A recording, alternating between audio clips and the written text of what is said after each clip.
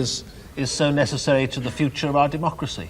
Well, I think what is very interesting is that after all the debate, we still have no idea what the Labour Party would really do, whether their roof tax would, and their property tax would come forward. What we do know is that this week, although he wouldn't do it back in March, Neil Kinnock has just told the Labour Party not to support the anti-poll tax federation.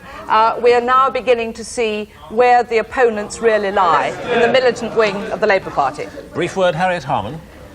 It's not a presentation problem. If it was a presentation problem, they could change the way they present the message and they might win support. The problem is that people know about the poll tax, they feel the effects of the poll tax, not only on their pocket, but on their services. And therefore, it doesn't matter how many ministers for banana skins they appoint. It's never going to be popular.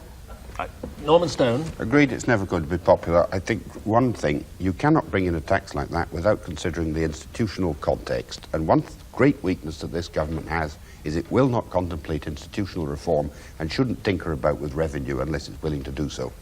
Mrs. Boscall, what's your view, having heard them? Well, I frankly don't know where we go from here. Well, I know where we go from here. We say good night, because the clock has beaten us, and another Question Time stands concluded. My thanks to you all, and to our panel too.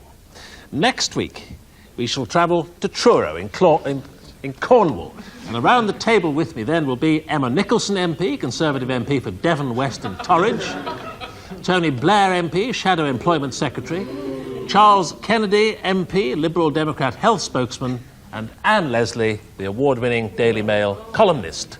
That's it. Next Thursday's Question Time from Truro at 10:20 on BBC One. Thank you for watching, and to you all, a very good night.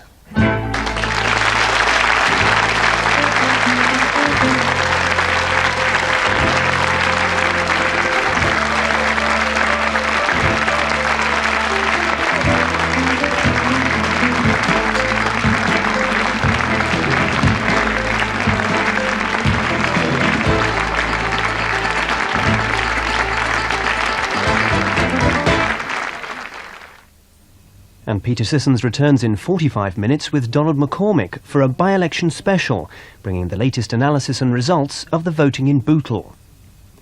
The Late Show on BBC Two shortly comes face-to-face with movie director Roger Corman.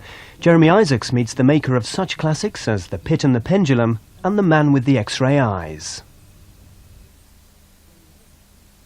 Sting and Trudy Styler, Under the Sun on BBC Two, tell Radio Times why we must fight for the forest. Meet funny man Frankie Howard in Arena and Radio Times. Oh! And Nina Mishkov admits to Radio Times why she's head over heels about shopping. Ooh. The SOS Awards, Sarah Green weighs up the competition. And discover how Livewire Philip Schofield relaxes. And let's face it, when you've got a few moments to yourself, you need a good read. Radio Times gives you a better picture. Ooh, and a better titter. On BBC One now, matters of the heart come into Chris's professional life in Cagney and Lacey.